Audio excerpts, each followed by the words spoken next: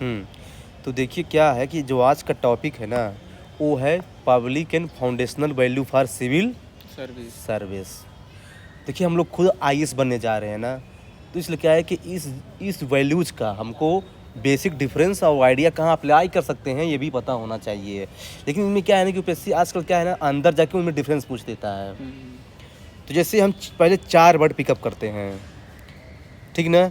एक है sympathy, empathy, compassion, these 3 words, है ना? तो मैं सिम्पैथी से स्टार्ट करता हूँ। सिम्पैथी बेसिकली ये होता है, जैसे मान लीजिए कि हम रोड पे जा रहे हैं और कोई बेगर भीख माँग रहा है और उसको कोई भीख नहीं दे रहा है, तो हम उसके लिए पिटी फील कर रहे हैं कि बेचारा यार भीख माँग रहा है, कोई दे नहीं रहा है। तो जस्ट फीलिंग ये होता है सिम्पैथी। फिर एम्पैथी क्या है? एम्पैथी मीन्स ये होता है कि फीलिंग के साथ साथ अंडरस्टैंडिंग करो कि मतलब जो है ना, 2 साल पहले मैं भी इसी सिचुएशन में था जो आज ये लोग जूझ रहे हैं ना, जो है ना, जैसे मान लो कि आप आईएएस बन गए, है ना? अब मान लो कभी आप ओरन में आएंगे बाद में, तो सोचेंगे ना कि यार मैं भी ऐसे स्ट्रगल कर रहा था, पार्क में बैठ के डिस्कस कर रहा था। तो मतलब फीलिंग के साथ आप अंडरस्टैंड कर रहे हैं अपने लाइफ में, ये है एम्पैथी। फिर कंपैशन क्या है कि एम्पैथी प्लस टेकिंग एक्शन।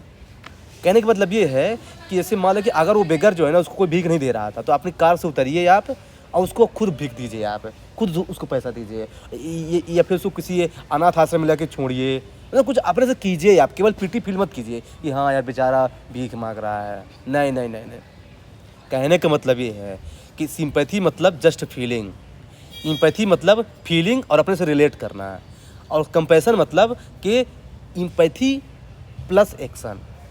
ये तीनों में बेसिक डिफरेंस है, ठीक ना? अगर थोड़ा सा मैं इसको और जाऊँ ना, तो सबसे पहले किसी चीज़ के बारे में हमको अवेयरनेस होनी चाहिए। अगर अवेयरनेस है तभी हम सिंपैथी कर पाएंगे।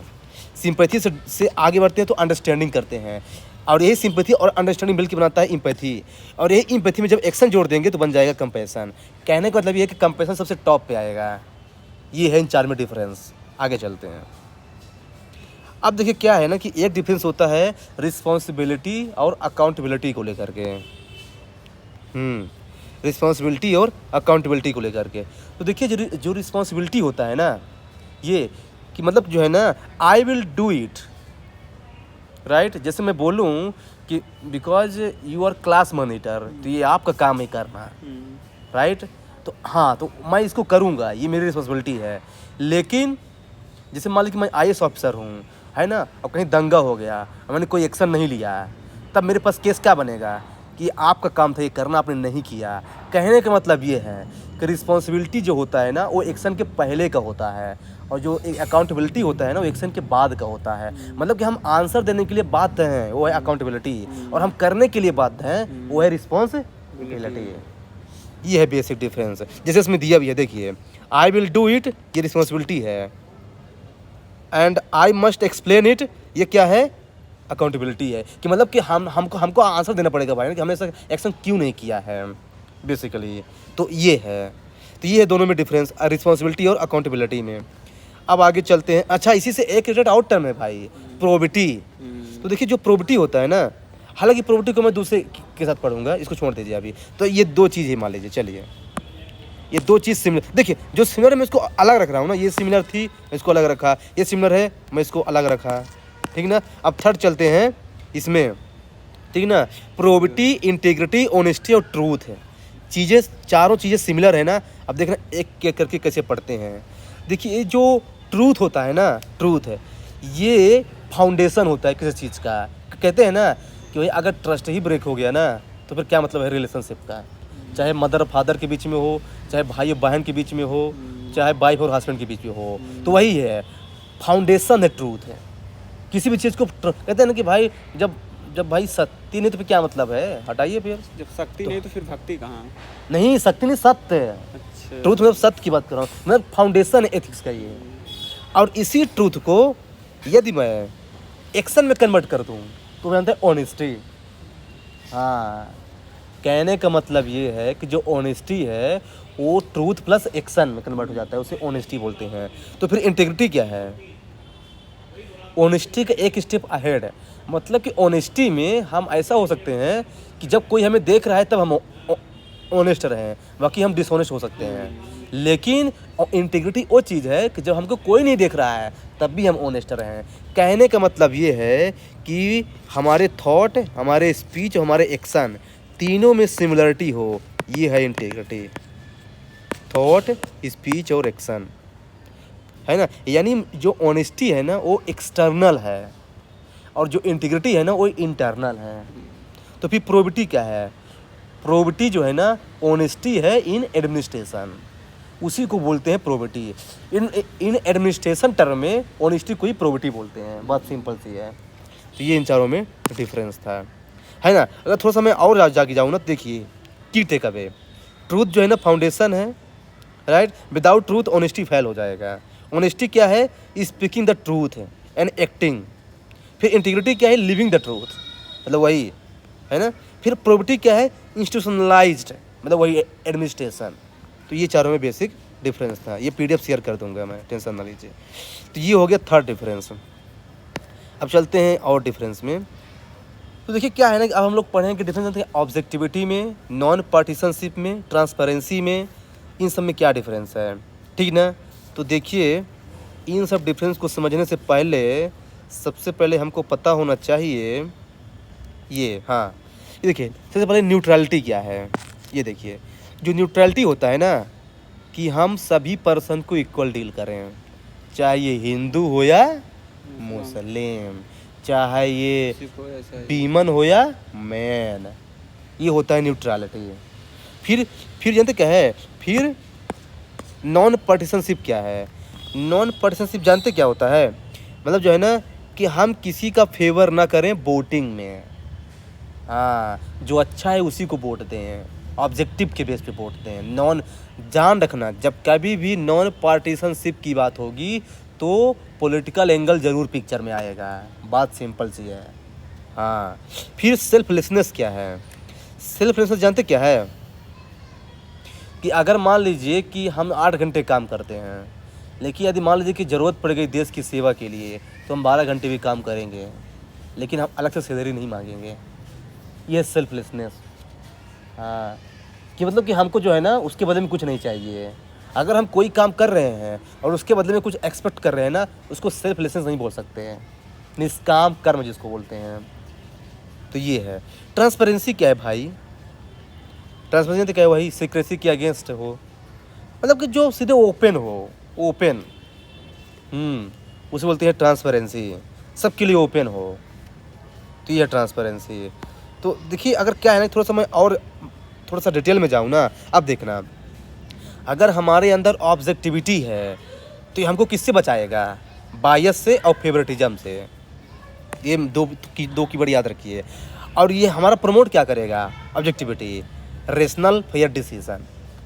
अगर हमारे पास न्यूट्रलिटी है तो हमको किससे बचाएगा? प्रेजुडिस से। और प्रमोट क्या करेगा? Administrative justice. अगर हमारे पास नॉन पार्टीशनशिप है तो क्या प्रमोट करेगा? मतलब किससे बचाएगा? Political manipulation. बताया ना कि जब भी नॉन पार्टीशनशिप की बात आएगी तो पॉलिटिकल एंगल जरूर पिक्चर में आएगा। और फिर हम क्या प्रमोट करेगा? Democratic balance. अगर हमारे पास सेल्फलेसनेस है तो किससे बचाएगा? करप्शन से और सेल्फिश बिहेवियर से। और प्रमोट क्या करेगा? People centric service. ये सब कीवर्ड आपको आंसर में ऐड करना पड़ेगा, इससे बता रहा हूँ प्रॉपर से। ट्रांसपेरेंसी हमारे पास है तो किससे बचाएगा हमको? सीक्रेसी से, लैक ऑफ अकाउंटेबिलिटी से, है ना, जैसे RTI। और हमको प्रमोट क्या करेगा? ट्रस्ट एंड करप्शन को डिक्रीज करेगा। तो हम इसे ऐसे कंक्लूजन हम ये बोल सकते हैं, ठीक ना, कि ये जो ऑब्जेक्टिविटी और न्यूट्रलिटी है ना, ये सेव करता है कि कैसे डिसीजन को लेना है। और जो सेल्फलेसनेस और ट्रांसपेरेंसी है ना, ये सेव करता है कि हम वो डिसीजन क्यों लिए हैं। शॉर्ट में है, जैसे कंक्लूजन ऐसा लिख सकते हैं कि ऑब्जेक्टिविटी और न्यूट्रलिटी ये बताता है कि हम डिसीजन कैसे लेना है, और सेल्फलेसनेस और ट्रांसपेरेंसी ये बताता है कि हम डिसीजन कैसे और क्यों लिए हैं। तो ये जो है ना हम अलग से कह सकते हैं। लेकिन अभी एक चीज़ और बची है। क्या बची है वो बताने में जा रहा हूँ अब।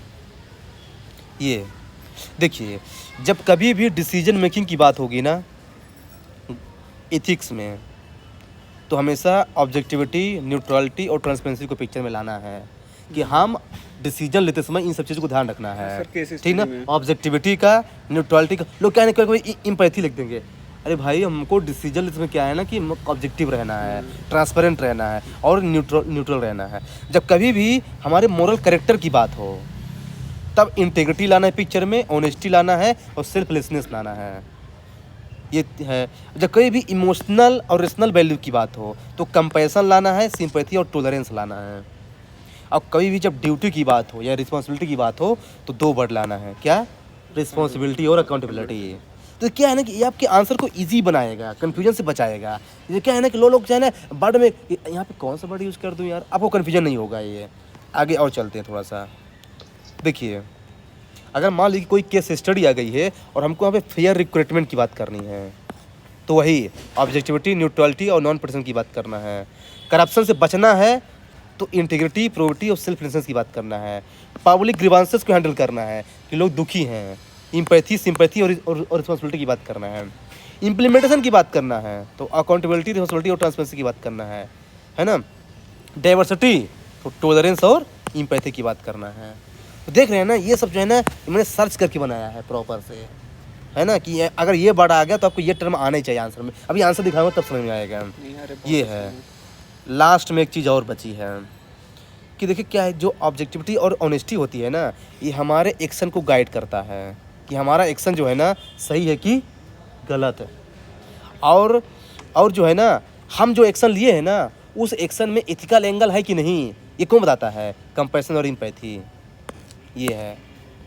फिर वो जो हमारा एक्शन लिए है ना उसको इंस्टीट्यूशनलाइज कौन करता है? अकाउंटेबिलिटी और प्रोबिटी।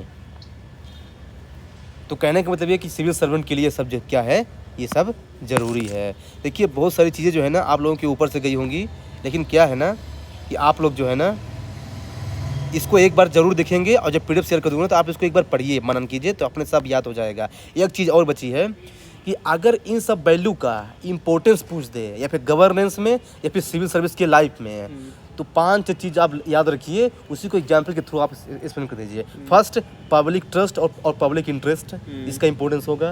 अगर ऐसा पूछ दिया कि what are the importance of integrity in civil servant life या फिर what are the importance of objectivity in governance, तो ये 4-5 चीज़ याद रखिए। पब्लिक ट्रस्ट या फिर public interest. Second, helps in policy implementation. Third, helps in policy decision making. Fourth, conflict resolution. Fifth, crisis management like disaster. Second, promoting democracy. And the last one what, rule of law. इन्हीं 5 चीज़ को घुमा करके जो है ना आप answer ले सकते हैं, आपको कोई मार्क्स नहीं काट सकता है, ये चूँकि एक कीवर्ड है। ख़त्म हो गया।